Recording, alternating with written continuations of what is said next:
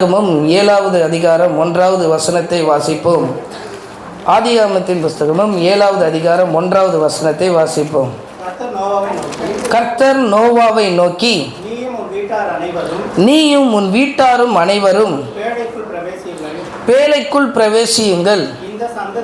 இந்த சந்ததியில் உன்னை எனக்கு முன்பாக நீதிமானாக கண்டேன். கர்த்தர் நோவாவை நோக்கி சொல்லுகிற காரியம், நீயும் உன் வீட்டார் அனைவரும் இந்த பேழைக்குள் பிரவேசியுங்கள். இந்த சந்ததியில் உன்னை எனக்கு முன்பாக நான் நீதிமானாக கண்டேன். இந்த சபையிலே வந்திருக்கிற உங்களுக்கு ஆண்டவர் சொல்லுகிற காரியம், உங்களை ஆண்டவர் நீதிமான்களாக கண்டிருக்கிறார், நீதிமான்களாக பார்த்து கொண்டிருக்கிறார், நீதிமான்களாக உங்களை வைத்திருக்கிறார், நீதிமான்களாக ஆண்டவர் உங்களை நடத்துவார். நான் நீதிமானா அப்படி என்று நீங்கள் சொல்லி கேள்வியை கேட்கலாம். ஆம், உங்களிடத்தில் தான் சொல்லுகிறார், நீங்கள் நீதிமானாக ஆண்டவர் பார்த்து கொண்டிருக்கிறார். நான் அதற்கு பாத்திரவானா இல்லையே என்று நீங்கள் நினைக்கலாம். நான் அதற்கு சுத்தமுள்ள இருதயம் இல்லை என்று நீங்கள் நினைக்கலாம். ஆனால் கர்த்தர் உங்களை பார்த்து தான் சொல்லுகிறார், ஆமேன், உங்களை ஆண்டவர் நீதிமானாக கண்டிருக்கிறார், உங்களை ஆண்டவர் நீதிமானாக தெரிந்து வைத்திருக்கிறார். நோவாவோடு கூட இருந்த அத்தனை ஜனங்களையும் அவர் பார்க்கவில்லை. நோவாவை மாத்திரம்தான் ஆண்டவர் பார்த்தார். நோவா குடும்பத்தை மாத்திரம்தான் ஆண்டவர் பார்த்தார். நம்மையும் இந்த சபையையும் ஆண்டவர் அப்படிதான் பார்க்கிறார். உங்களை நீதிமானாக ஆண்டவர் பார்க்கிறார். நீங்கள் அனைவரும் பேழைக்குள் பிரவேசியுங்கள் என்று சொல்லப்பட்டிருக்கிறது. நீங்களும் இந்த பேழையாகிய இந்த சபைக்குள்ளே பிரவேசித்திருங்கள். இந்த சபைக்குள்ளே நீங்கள் இருங்கள். ஆண்டவர் உங்களை நீதிமானாய் பார்த்து கொண்டிருக்கிறார். இந்த சபையை நீதிமானாய் பார்த்து கொண்டிருக்கிறார். இந்த சபையில் எப்படிப்பட்ட ஜனங்கள் வேணா வரலாம், ரட்சிக்கப்படாதவர்கள் வரலாம், வேறு மதத்தை சார்ந்த பிள்ளைகள் வரலாம், ஆமாம், இயேசுவை அறியாதவர்கள் வரலாம். யார் வந்தாலும் கர்த்தர் இந்த இடத்துல அவர்களை நீதிமானாக ஆண்டவர் பார்க்கிறார். ஆமாம், நான் நீதிமானாவதற்கு நாம் பாத்திரவானா இல்லாமல் இருக்கலாம். ஆனால் கர்த்தருடைய கண்கள் நம்மளை நீதிமானாக தான் பார்க்கிறது. ஆண்டவருடைய கண்கள் நம்மளை நீதிமானாக தான் பார்த்து கொண்டிருக்கிறது. இந்த காலை வேளையிலே பேழைக்குள் பிரவேசியுங்கள் என்று சொன்னது போல இந்த சபைக்குள் நீங்கள் தவறாமல் பிரவேசியுங்கள். இந்த சபைக்குள் எப்பொழுதும் பிரவேசித்து இருங்கள். ஆண்டவர் இந்த சபையிலே உங்களை நீதிமானாய் ஆண்டவர் மாற்றி வைத்திருக்கிறார். இந்த நீதிமானாய் ஆண்டவர் இன்றைக்கு உங்களை பார்க்கிறது நிமித்தம் கர்த்தர் இந்த காலை வேளையிலே நமக்கு சொல்ல வேண்டிய காரியம் என்ன? 2 விதமான ஜெனரேஷன் அன்னைக்கு இருந்த ஜெனரேஷனை பார்க்க முடிகிறது, சந்ததியை பார்க்க முடிகிறது. அன்னைக்கு இருந்த சந்ததி அவர்கள் தேவனை அறியவில்லை, பாவத்தில் இருந்தார்கள். எவ்வளவோ சொன்ன பிறகும் அவர்கள் கேட்கவில்லை. நோவா மாத்திரம்தான் கர்த்தருக்காக அவன் எல்லாவற்றையும் கட்டளைகளை செய்து முடித்தான் என்று இருக்கிறது. இன்றைக்கு இருக்கிற ஜெனரேஷனையும் பார்க்கிறோம். இந்த 2 ஜெனரேஷனும் ஒத்துப்போகிற ஒரு சூழ்நிலையை பார்க்கிறோம். தேவனை அறியாமல் இருக்கிற ஒரு காரியம்.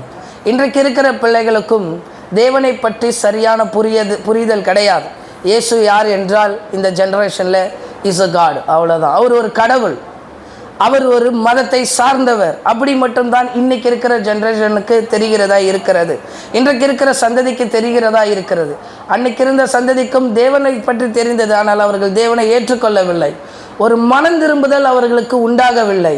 இந்த காலை வேளையிலும் இந்த ஜெனரேஷன்லையும் ஆண்டவர் அதை தான் சொல்லுகிறார், இங்கேயும் மனம் திரும்புதல் கிடையாது. ஆண்டவர் கிருபையாக இருக்கிறதுனால் கோயிலுக்கு போகிறது போல நாமளும் என்ன செய்யலாம், சபைக்கு போகலாம், ஆண்டவர் நம்மளை ரட்சித்து விடுவார், ஆண்டவர் நம்மளை மன்னித்து விடுவார் என்கிற காரியங்கள் தெரிகிறது.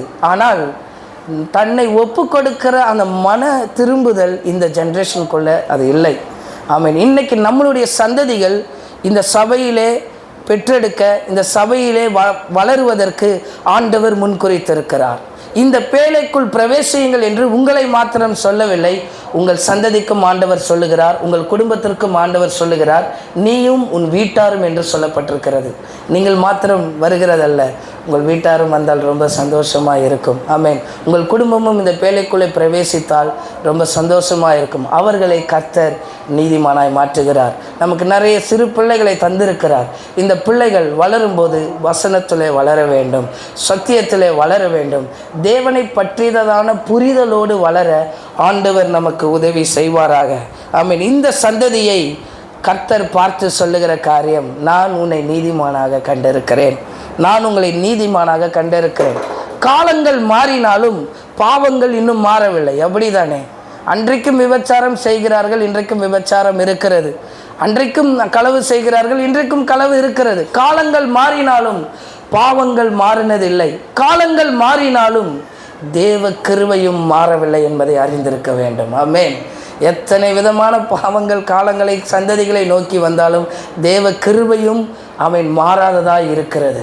ஆமென். இந்த காலை வேளையில் ஒவ்வொரு சந்ததியிலும் கர்த்தர் ஒரு நீதிமானை தெரிந்து வைத்திருக்கிறார், ஒரு நீதிமானை எழுப்புகிறார்.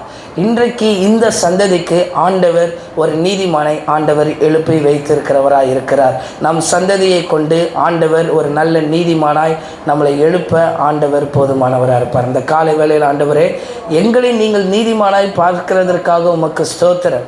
நம்மளை பார்க்கிறவர்கள் எப்படி பார்க்கிறார்கள் என்பது தெரியவில்லை, ஆனால் கர்த்தருடைய பார்வை நம்ம மேலே நீதிமானாய் பட்டிருக்கிறது. ஆமென்.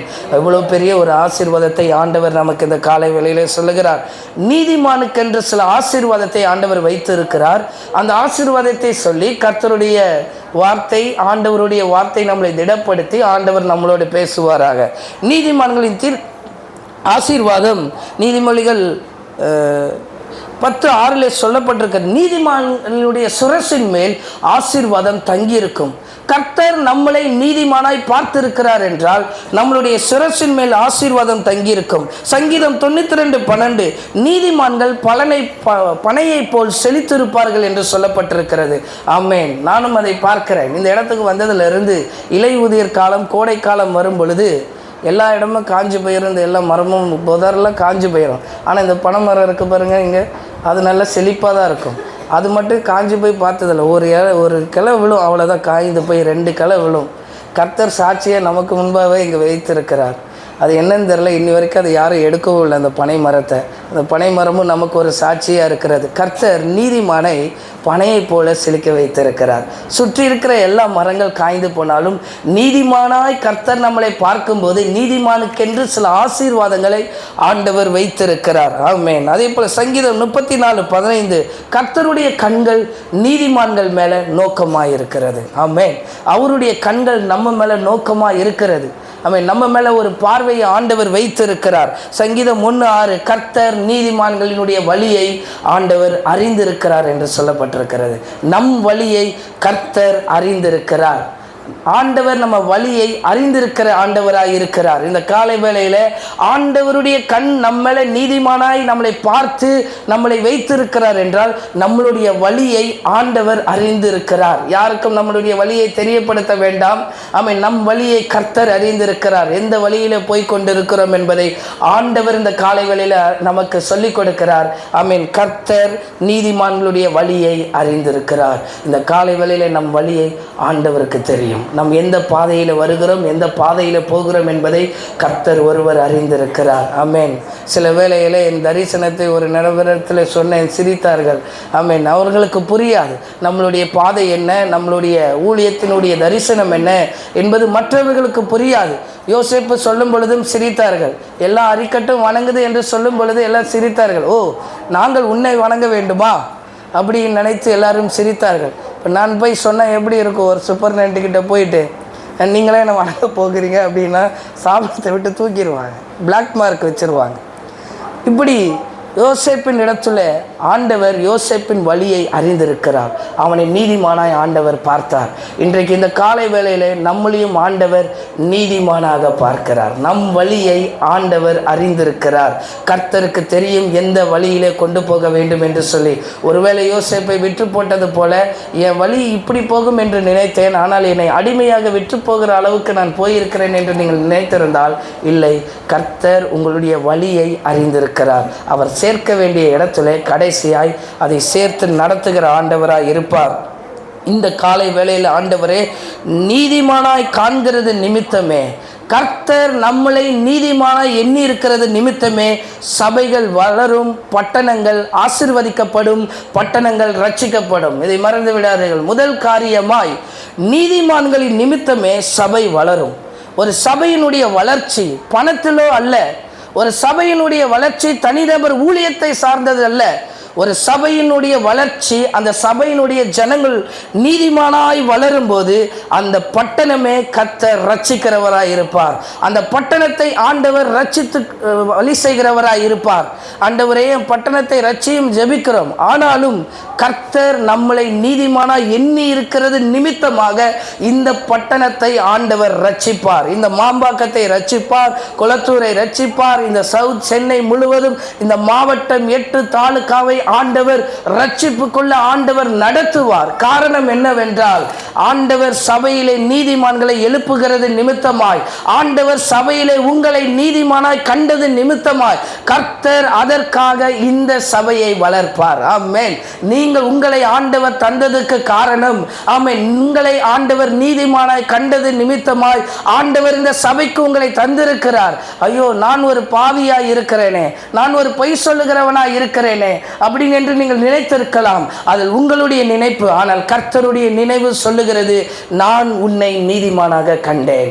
நோவாக்கு சொன்னது போல நான் உன்னை நீதிமானாக கண்டிருக்கிறேன், ஒரு சந்ததியை நீதிமானாக கண்டிருக்கிறேன். ஒரு சபையின் வளர்ச்சியும் ஒரு பட்டணத்தினுடைய ஆசீர்வாதமும் ஒரு பட்டணத்தினுடைய ரட்சிப்பும் இந்த காலை வேளையிலே கர்த்தர் உங்களை நீதிமானாய் பார்க்கிறது நிமித்தமாக தான். ஆமென், அல்லேலூயா.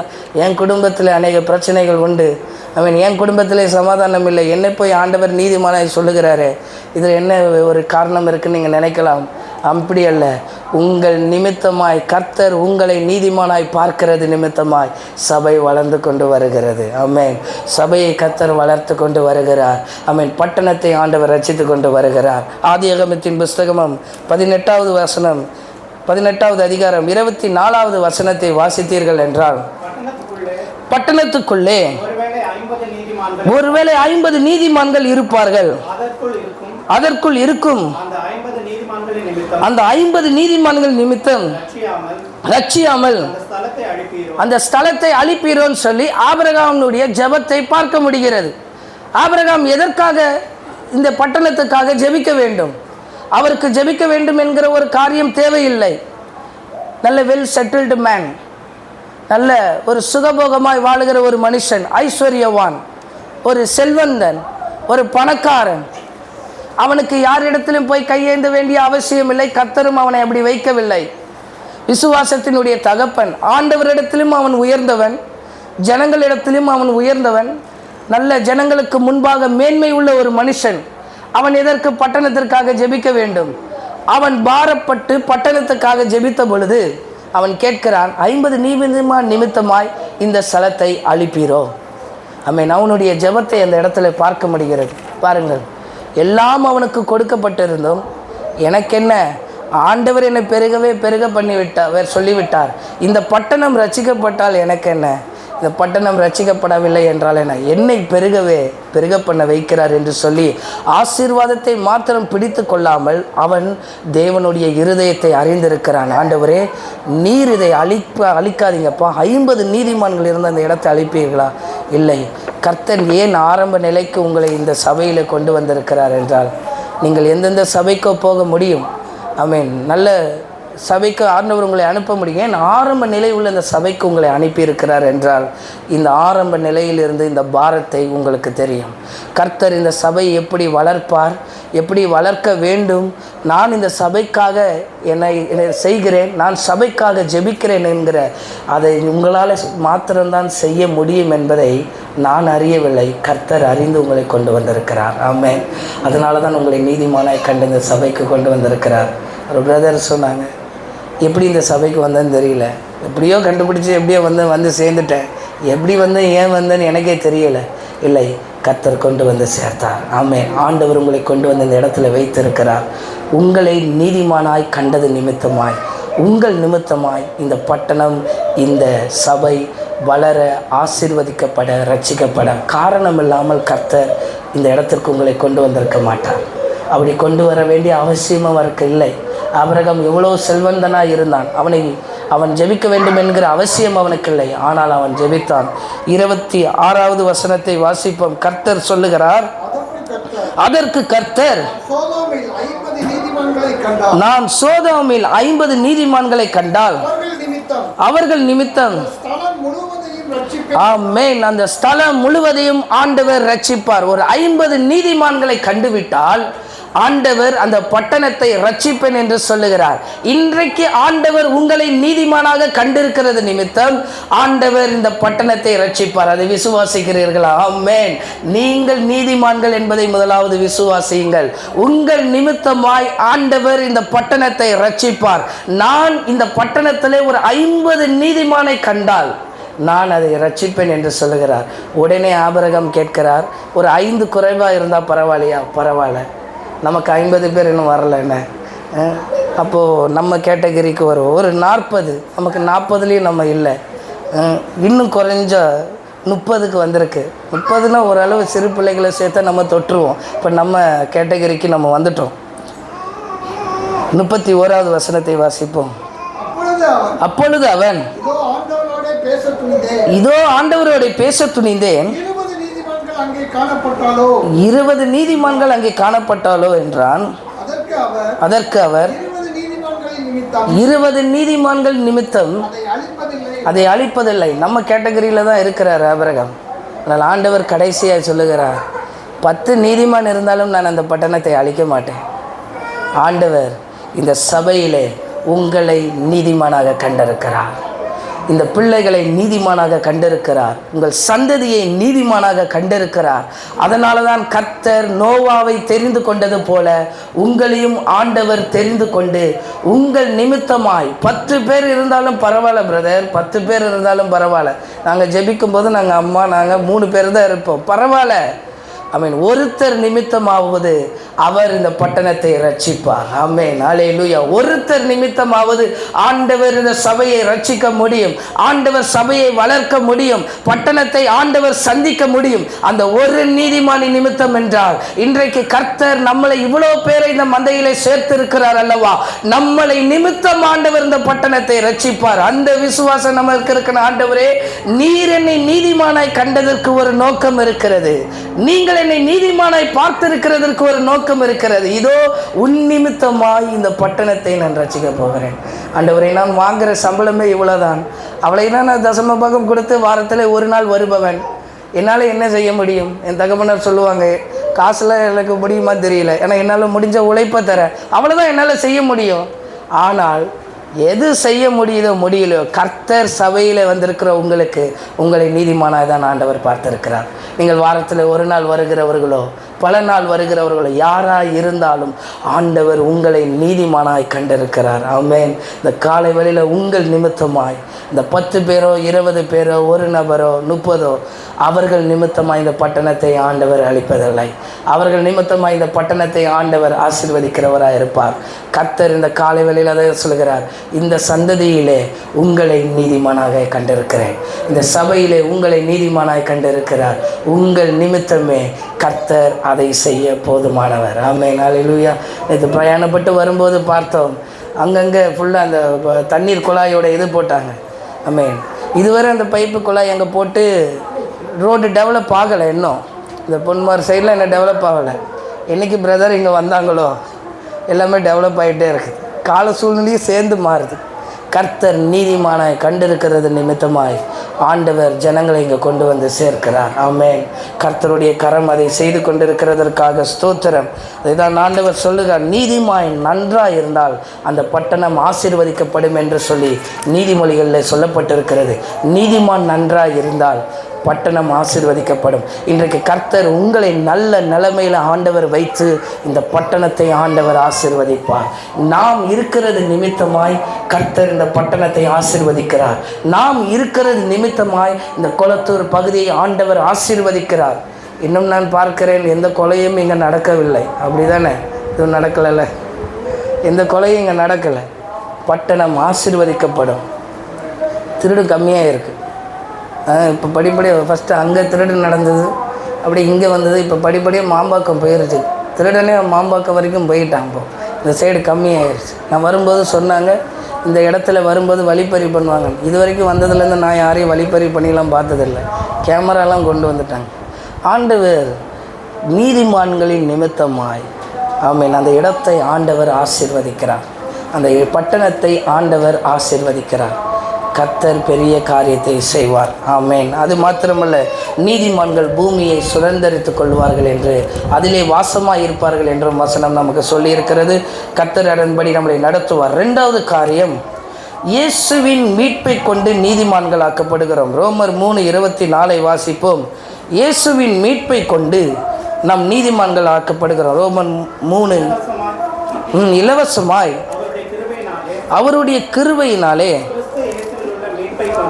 கிறிஸ்து இயேசுவில் உள்ள மீட்பை கொண்டு நீதிமான்களாக்கப்படுகிறீர்கள். கர்த்தருடைய கண்கள் உங்களை நீதிமான்களாய் பார்த்திருந்த பொழுதும் நான் நீதிமானாய் எப்படி ஆக்கப்படுகிறேன் என்பதை ஆண்டவர் உங்களுக்கு சொல்லுகிறார். இலவசமாய், அவர் இலவசமாய் கிருபையை கொண்டு உங்களை மீட்டு ஆண்டவர் நீதிமானாக்கிறார். நீங்கள் இயேசுவை விசுவாசித்தால் போதும். ஆமென். நீங்கள் நீதிமானாக்கப்படுகிறீர்கள். ஆண்டவர் நமக்கு இலவசமாய் அதை தருகிறவராய் இருக்கிறார். இலவசமாக இதை கொடுக்கிறவராக இருக்கிறார். ஒரு இடத்துல, ஒரு கோயிலில் இவ்வளோ ரூபாய் கொடுத்தால் அவர்கள் என்ன செய்வார்கள்? அந்த கோயிலுடைய பிரசாதத்தை தருவார்கள். இத்தனை 1000 இத்தனை இதுன்னு இருக்குது. நமக்கு ஆண்டவர் அப்படி கொடுக்கலை. இவ்வளோ கொடுத்தா இவ்வளோ, அவ்வளோ கொடுத்தா அவ்வளோ இல்லை. இலவசமாய் ஆண்டவர் நமக்கு தந்திருக்கிறார். இலவசமாய் அவருடைய கிருபையினால் ஆண்டவர் நம்மளை மீட்டு நீதிமானாய் மாற்றுகிறார். இன்றைக்கு எந்த குற்ற உணர்வும் இல்லாதபடி உங்கள் இருதயத்தை சுத்தமுள்ள இருதயமாய், நல் மனசாட்சி உள்ள இருதயமாய் கர்த்தர் காத்துக்கொள்ள கிருபை தருவாராக. பவுல் தீமோத்தேயுவுக்கு சொல்லுகிறார், உன் இருதயத்தில் நல் மனசாட்சியாயிரு, விசுவாசத்தில் உத்தமமாக இரு என்று சொல்லுகிறார். இருதயத்தை சுத்திகரித்து காத்துக்கொள்ள ஆண்டவர் உதவி செய்வார். இந்த காலை வேளையிலே கர்த்தர் உங்களுக்கு சொல்லுகிற வார்த்தை தான், ஆமென், இலவசமாய் கிருபையினால் உங்களை மீட்டெடுத்திருக்கிறார். ஆண்டவரே, நான் இலவசமாய் வாங்கப்பட்டிருக்கிறதற்கு நான் பாத்திரம் இல்லையே, நான் பாத்திரம் அல்ல. இலவசமாய் நான் வருவதற்கு நான் பாத்திரவானும் கிடையாது. ஆனால் கர்த்தர் நம்மளை இலவசமாய் ஆண்டவர் மீட்டெடுத்து நீதிமானாய் மாற்றுகிறார். இன்றைக்கி ஆண்டவருடைய கண் உங்களை நீதிமானாய் பார்க்கிறது. உங்களை பரிசுத்தமாய் தான் பார்க்கிறது. மனுஷர் பார்க்கிற விதமாய் கர்த்தர் நம்மளை பார்க்கவில்லை. ஆண்டவருடைய கண் நம்ம மேலே நீதிமானாய் இருக்கிறது. அவர் இலவசமாய் உங்களை மீட்டெடுத்திருக்கிறார். இந்த காலை வேளையிலே நோவாவுக்கு ஆண்டவருடைய கண் நீதிமானாய் கண்டது போல இந்த காலை வேளையிலும் அவருடைய கண் உங்களை நீதிமானாய் பார்க்கிறது. நீங்கள் நினைக்கலாம், என் இருதயத்தில் சுத்தமில்லாமல் இருக்கலாம். கர்த்தர் இருதயத்தை சுத்திகரிக்கிற ஆண்டவர். அவருடைய கிருபையினால் உங்களை இலவசமாய் வாங்கி இருக்கிறார். அதை நீங்கள் அறிந்து கொள்ளுங்கள். நீதிமான்கள் தங்களை தாழ்த்துகிறவர்களாக இருக்க வேண்டும். நீதிமான்கள் தங்களை தாழ்த்தி ஜெபிக்கிறவர்களாக இருக்க வேண்டும். லூக்கா எழுதின சுவிசேஷம் 18வது அதிகாரம் 12வது வசனம் 13, 14 சொல்லப்பட்டிருக்கிறது. 2 பேர் ஜெபிக்க போன சம்பவம் தெரியும். நீதிமான்களுடைய ஜெபத்தை அதில் பார்க்க முடியும். கர்த்தர் யாரை நீதிமானாய் பார்க்கிறார்? வாசிப்போம் 12வது வசனத்தில். 2 தரம் உபவாசிக்கிறேன்,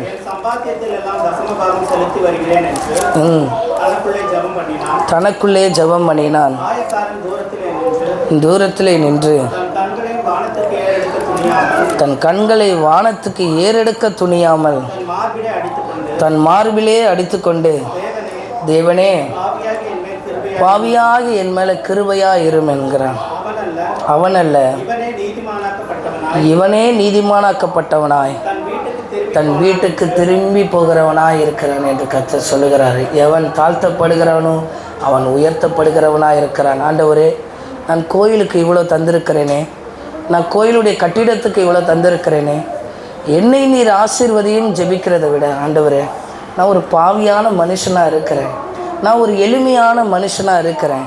தன்னை தாழ்த்துகிறவனுடைய ஜெபத்தை ஆண்டவர் நீதிமானாய் பார்க்கிறார். நம்மளை ஆண்டவர் அப்படி தான் பார்க்கிறார். ஆண்டவரே, எங்கள் ஜெபங்கள் எல்லாம் இப்படிப்பட்டதாய் மாறணும். ஏன் ஆண்டவர் நம்மளை நீதிமானாய் பார்க்கிறார்? சபையை வளர்ச்சியின் பாதையில் நடத்த, பட்டணத்தை ரட்சிக்க ஆண்டவருடைய கண் இந்த காலை வேளையில் உங்களை நீதிமானாய் பார்க்கிறது.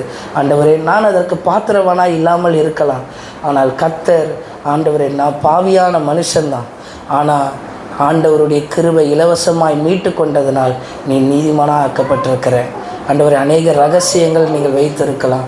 அது கர்த்தர் யாருக்கும் சொல்லாமல் வைத்திருக்கலாம். ஆனால் அது ஆண்டவருக்கு தெரியும். ஆண்டவரே, என்னை நீதிமானாய் நீர் பார்ப்பீராக. என்னை நீதிமானாய் நீர் பார்க்கிறதற்காக ஸ்தோத்திரம்.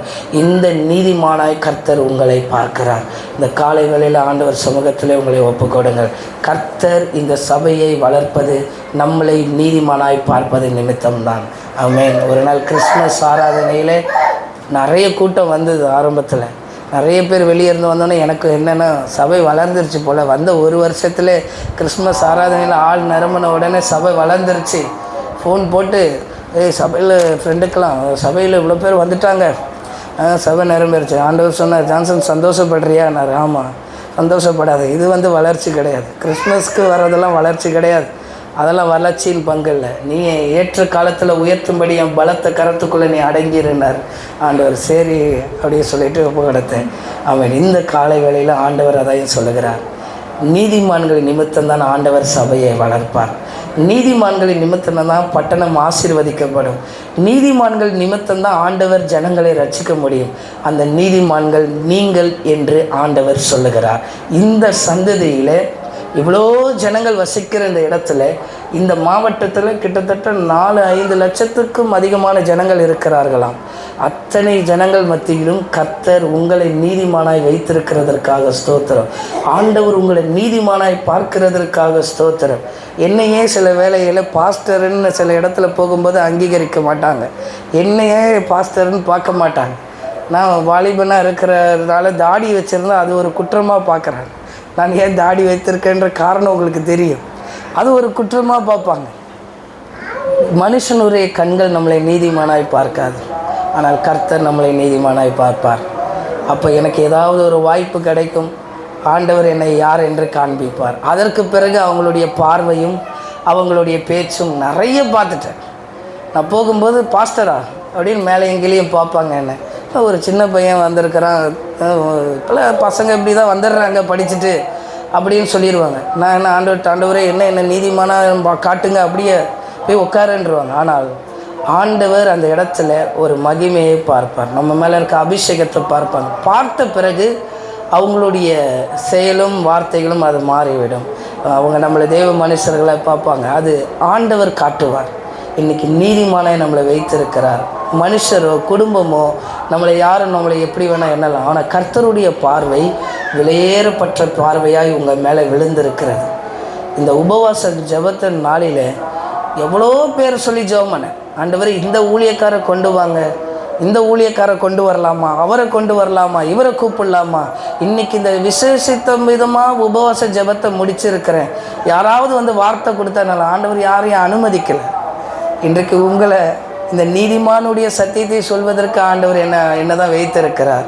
ஆமென். கர்த்தர் உங்களை நீதிமானாக கண்டிருக்கிறார். இந்த சபையை நீதிமானாக கண்டிருக்கிறார். கர்த்தர் இதன் நிமித்தமாய் உங்கள் நிமித்தமாய் ஜனங்களை ஆண்டவர் ரட்சிப்பார். ஆண்டவரே எனக்கே நன்மை செய்கிறதுக்கு இங்கே ஆள் வேணும், நானே இன்னும் எப்படி செய்ய முடியும் என்று நீங்கள் நினைத்தீர்களால் நீதிமான்களுடைய ஆசீர்வாதத்தை கர்த்தர் உங்களுக்கு சொல்லியிருந்தார். நீதிமான் பனையை போல செழித்திருப்பான் என்று சொல்லி, நீதிமான் எப்படி இருப்பான் என்று சொல்லப்பட்டிருக்கிறது. இந்த ஆசீர்வாதத்தின் விதமாய் கர்த்தர் உங்களை உயர்த்த போதுமானவராக இருப்பார். இந்த காலை வேளையில் ஆண்டவர் சமூகத்தில் நம்மளை ஜெபம் பண்ணுவோம்.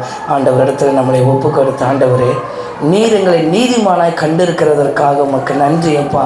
நாங்கள் அதற்கு பாத்திரவான் கிடையாது, ஆனாலும் கர்த்தருடைய கரத்தில் எங்களை அர்ப்பணிக்கிறோம் என்று சொல்லி உங்கள் நிமித்தமாய் தான் கர்த்தர் இந்த சபையை வளர்க்கப் போகிறார். உங்கள் நிமித்தமாய் தான் கர்த்தர் இந்த சபையை ரட்சிக்க போகிறார். அநேக ஜனங்களை நீங்கள் ரட்சிக்கிறவர்களாக இருப்பீர்கள். உங்கள் நிமித்தமாய் கர்த்தர் நோவாவை அந்த சந்ததியை நீதிமானாய் கண்டது போல கர்த்தர் இந்த காலை வேளையிலே உங்களையும் நீதிமானாய் கண்டிருக்கிறார்.